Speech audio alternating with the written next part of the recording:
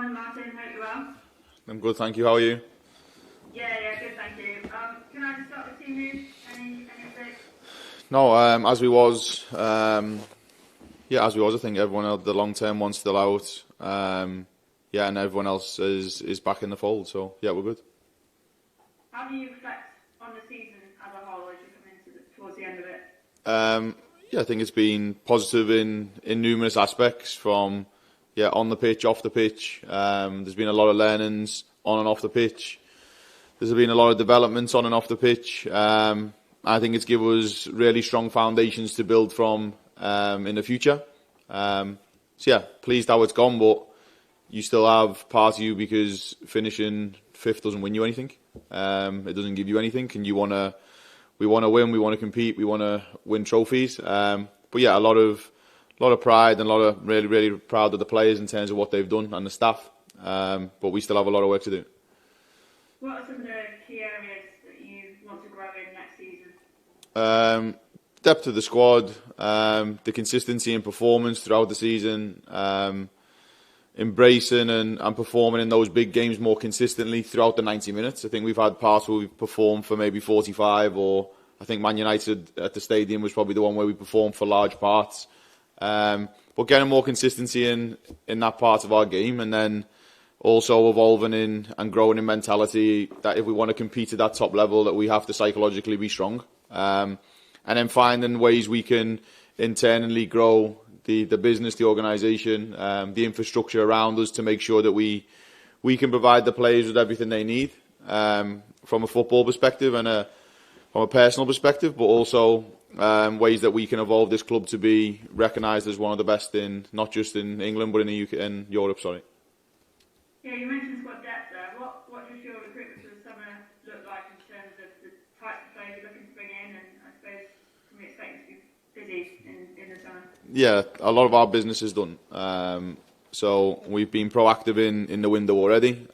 We've been really proficient and really selective of what we want. We've made sure that we're going to add value to the group in terms of the quality that we bring in certain positions. And I know that we're going to have to lift our levels going into next season, and by doing that, you need the depth, as you said. And we just need to make sure that we can allow the players that come in to adapt. We can allow the players that are here and still with us now to really perform and develop themselves, so that we can be more competitive going into next season. Just finally for me, obviously you've got Brighton, who have been in excellent form recently on a really good run. What have you made of, I suppose, their second half of the season in particular, and how they've kind of got to this point that they're at now? Yeah, they've always been a good team. They have a wonderful squad. They have wonderful players. They've got some of the best, and Frank Kirby, and one of them is probably one of the best in women's football, and to put on a football shirt. So well gifted, and I know they're well organised, very fluid with the ball. Probably one of the best footballing teams in the league, and I think they've started to really pick up some momentum at the back end of the season. And credit to the group of players, and Dario especially, after what he's been through personally. I think it shows a lot of character and the type of person he is. And congratulations to them on getting to that FA Cup final. And I know this weekend's going to be a tough game, but it'll be a wonderful spectacle for women's football, because both teams want to play, both teams want to press, and I think it'll give us opportunity to have a wonderful game of football. Well, enjoy it. Have a good summer. Cheers, Emma. Thank you. Thanks, Emma. Chris Cowlin. Hi, Martin. Hope you're well. Good, thanks. Of course, it has been a very good season for you, finishing fifth, and of course a record points total. What's the thing that has most surprised you this season, or the thing that you have been most pleased with during the campaign? The mentality of the group in terms of how we've reacted and how we've done things over the season. I think we had a really good start, and we had a bit of a bumpy road, Chris, the second part of the season, with how we faced those teams and the adversity we faced. But I think our reaction to that, and some parts of those games we performed well. Probably the mentality of the group, the development and growth of the group, but also away from the pitch, the infrastructure and the processes we put in place to allow this team, not just short term but long term, to be successful. And are now making sure that we can build momentum going into the summer and onwards into the new season. You just mentioned to Emma that the majority of your business for the summer has already been done. Can you give us any idea of positions that you're looking to fill or how many deals you've actually got over the line? Yeah, I think over the course of the last probably 4 or 5 months, we tried to do business early, and that's something we've always wanted to do. There's numerous players that will come in. Obviously, I won't put a number on it because I don't want to restrict if you want to do more business. But numerous signings have been made, and I think it'll definitely give us bigger squad depth, which you need. It'll drop the average age of the group. It'll also add experience to us, and just fill certain positions that I feel are vital to the way we play and the model we have, and making sure that we can continually evolve. But for now, we need to really not focus on that and focus on this game against Brighton. But yeah, I'm excited for the summer, the future, and what we can do with the players next season. Martin, I know also you just said that fifth you don't win anything, but you're one of 3 managers nominated for the WSL Manager of the Year award. You must be very proud of that. And I know always talking to you during the season, you're very humble and you always give everyone else credit, but credit should also go to you because you are responsible for the team.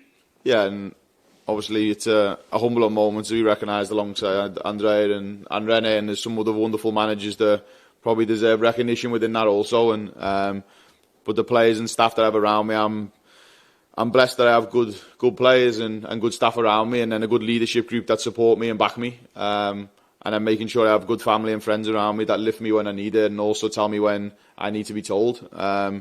So yeah, I'm blessed to have people around me, and I think the staff and players do endless work around it, and I'm no one who has to sit here in front of media and in front of cameras to talk about if we win or we lose. But I think the plaudits and the praise should go to a lot of the staff and players. They do the hard work behind the scenes continuously, and I'm the one who just has to maybe provide an environment and some guidance alongside that. But yeah, it's a nice moment to be recognised, but it's a collective one for us. Can I just ask you about Mental Health Awareness Week? I noticed on social media you posted the interview with Matt Beard's family. I just wondered whether you could talk a little bit about mental health and how important it is for people to speak out, particularly men. Yeah, it's really important, and obviously to see that video of Debbie and Harry was sad, I think, because what people probably don't recognise behind, the badge, the shirt, the jumper, is that we're human at the end of the day, and us managers are exactly the same. We come under a lot of scrutiny when we don't win, which is fine because we're responsible for it. When we win, we get praise. Sometimes we don't. But at the end of the day, you have to look back of not just the individual who's sitting in front of you as a head coach, but the person behind it. And there's a lot of people that will face a lot of scrutiny and maybe mentally don't know how to cope with it and don't know how to find a way out of it. And then maybe take a different route, and that's the route we want to minimise. And I'm really big on that, making sure that we can provide support not just for players but for staff, and making sure that they're in a place where they can feel comfortable and their well-being and their mental state is steady. And seeing that video was sad because it doesn't just affect the individual who's in place, it affects the people around them. And God bless Matt and his family and Debbie and Harry and the rest of the family, because it's a really sad thing, and we should really probably speak about this more. And we're talking about providing more for not just head coaches and managers, also for staff in general in any walk of life. I think we should give a little bit more than we maybe do to each other, but also there should be probably more support mechanisms around that. Martin, lastly from me, Andy Rogers, of course, is leaving the football club. Can I get your reaction on that? Because I know from speaking to you a number of times during the course of the season, you and him have a great relationship. Yeah, devastated. 24 years is some innings at one organisation, at one club, at a professional level, and he's had the whole grasp of the club in terms of from all the way through community to men's to women's, and his impact, that he will leave on this club, on this team. What he doesn't know about the club's not worth knowing. He's made a huge impact on this women's team in the short space of time I've been here. And when I spoke with him, got the news, I was absolutely devastated, because we built a relationship on so many aspects, and he's been a pivotal part in allowing this team to be where it is now, to develop to where it's going, to do the recruitment for the summer, and then he's put us in a position where he's allowed us as staff to be free. He understands us, he understands what needs to be done. He sits on tables and fights for us and puts our case forward, and it's going to be big shoes to fill, and we will do it the right way, and we'll make sure we get the right person. But yeah, for anyone that knows Andy, he wears his heart on his sleeve, but when someone makes a personal decision for the benefit of his family, then you have to respect that. Pleasure talking to you this season, Martin. Thank you. Cheers, Chris. Thank you. Thanks, Chris. Dan Pentland. Morning, Martin. Hope you're well. I just wonder, when you come back into day one of pre-season, what's the kind of main target, the one thing that you want to achieve next year with the group? It's actually funny you asked that, Dan, because that's the question I asked the players I'm meeting one-on-one with now. That's the first question I asked them. But yeah, I think when I come back in, I just want to see, first and foremost, players healthy and fit, people with a smile on their face, people refreshed psychologically, but also physically, and I'm ready for a really exciting season. People with real growth mindset and willingness to learn, and a staffing group that's organised and efficient. And I'm making sure that from a fan perspective, there's a lot of excitement about the new players that will come into the building.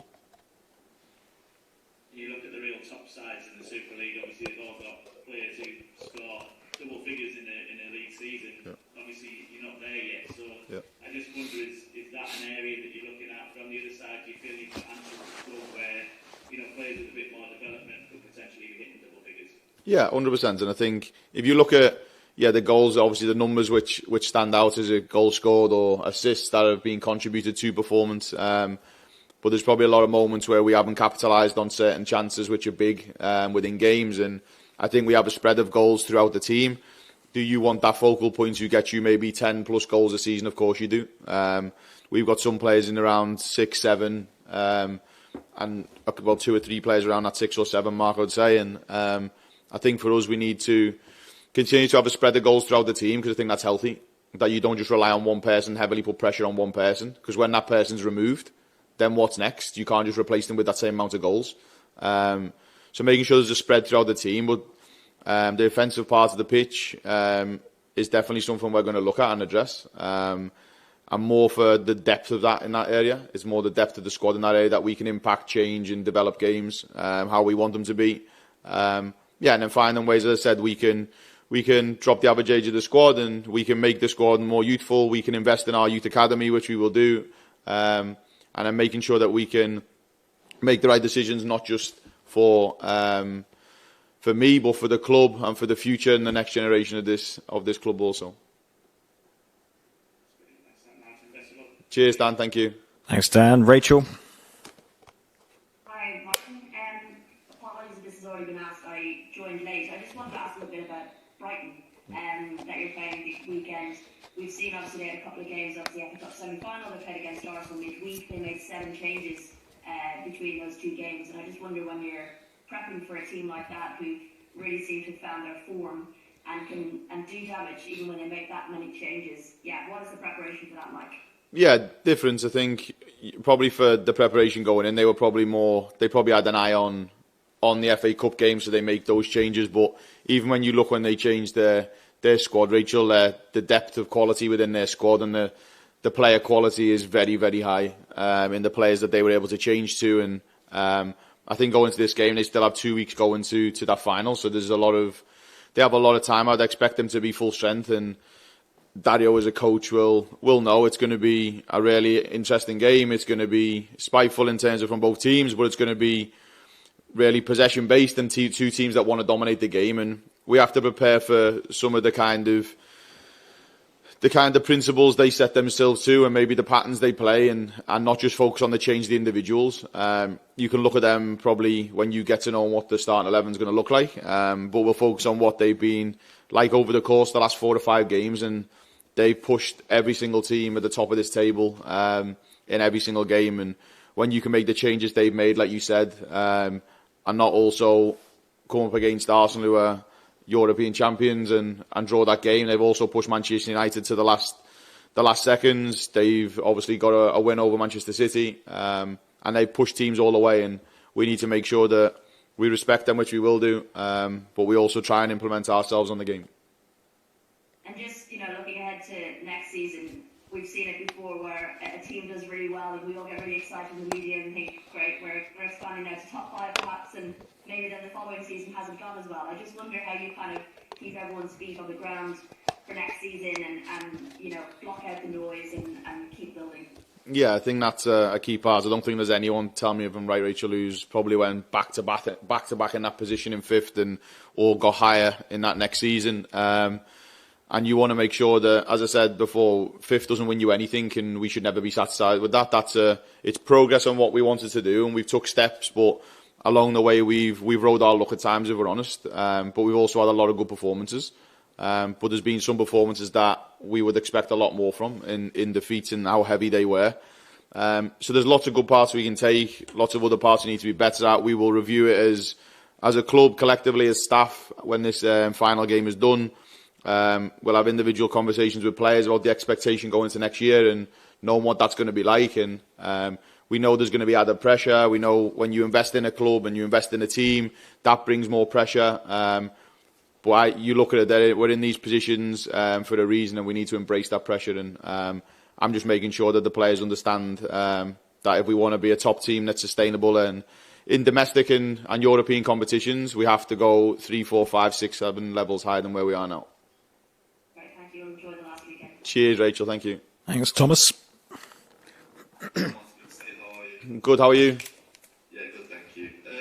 This week we saw Olga, I think, commit to the long-term future of the club. How do you see that happen? Yeah, Olga's a wonderful person, first and foremost, and that's the key part for me. And as the player, you can work with them, you can develop them, and you can help them reach their ambitions and their objectives they set individually. But yeah, training-wise, exceptional, one of the best people I've worked with in terms of from a footballer capacity, as a human, as a professional, the way she conducts herself, the way she sets example and leads by example in how she does things, not just with words but with action. And I think there's a lot more in Olga that there's to come.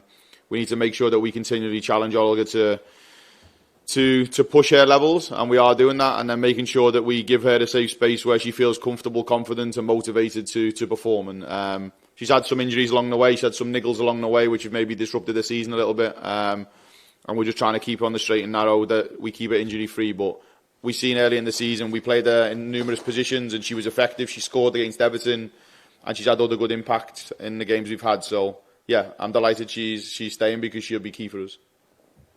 Yeah, and lastly from me, it's been a very successful season at record points total. I just wonder if you personally, has there been a standout moment or highlight from this season that you'll look back on in the summer and be very pleased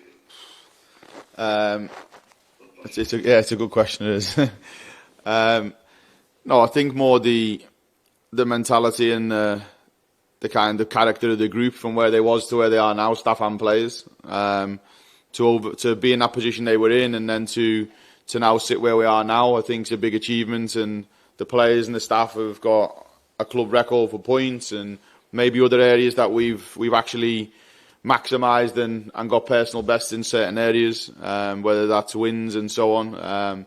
So yeah, we put ourselves in a really good position, and we set some objectives out very early in the season, Thomas, internally, that we want to achieve, and I set the bar high within them in individual stats and individual parts. And to be fair, the playing group and the staff have pushed all of them and actually went over and above and beyond some of them. So I think there's those internal things we spoke about.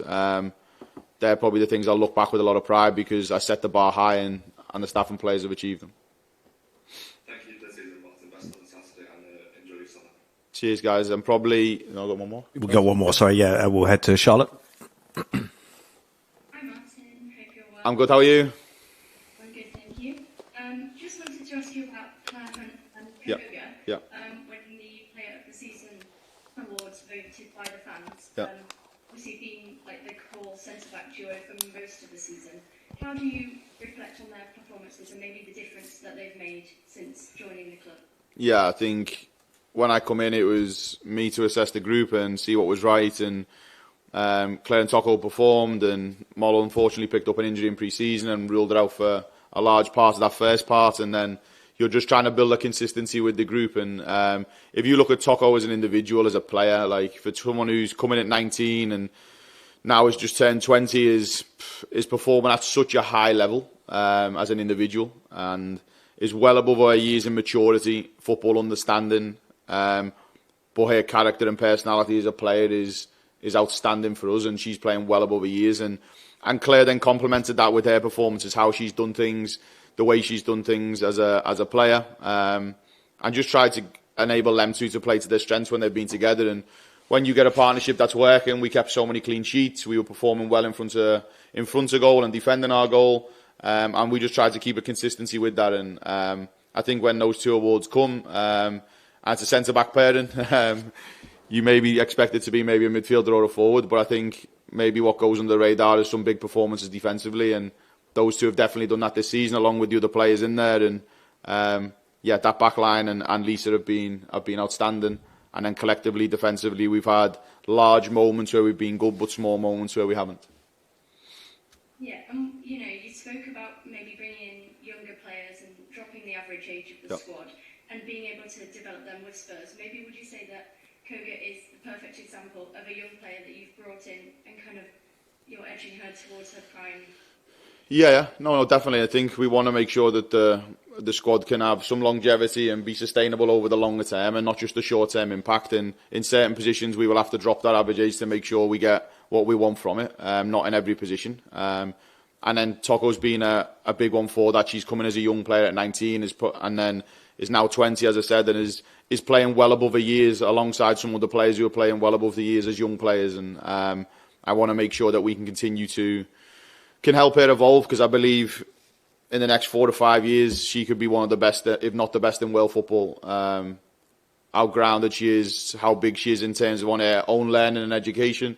But then I'm starting to see more of a personality in Toko now, and more of her character with her leadership on the pitch and her communication. And now she's starting to feel more comfortable with the language. I think she's got huge potential, and she's probably one of those examples, Charlotte, of someone who, as a young player, you want to give the opportunity to. And I'm really big on it. If you're good enough, you're old enough, no matter your age. And we need to do the same with that with our academy, which we will do this summer. Making sure that we've had some players training with us consistently throughout, and we want to make sure that when it's right and it's earned, we give the opportunity to those young players on professional contracts. And we will do that certainly in the summer. That's great. Thanks, Martin. Thanks. And just before we finish, I think final one for me, for you, because you have a tireless job, and I think for me personally, I think thank you for what you do from a media perspective. You continually grow the game. You put women's sport, women's football on a map. You fight and support for every single club and for our sport in general. And I think you have to have those moments where you have to ask difficult questions, and you have to have difficult moments when you have to do those. But I think you do it with respect and honesty and clarity, and for the right reasons. And from me, the staff and the players, I want to thank you for continually helping us as a team show who we are, show the direction we're going, and continually evolve our game. And there's anything we can do or I can do as a head coach to support you as journalists and as media, just let Curtis know. But as I said, from staff, players, myself, and the wider club, thank you for everything you do. And the thing for me, it's not just the impact it has on us, the impact it has on the wider game. I think people don't recognise enough, because we maybe see it as a daunting thing in front of the camera.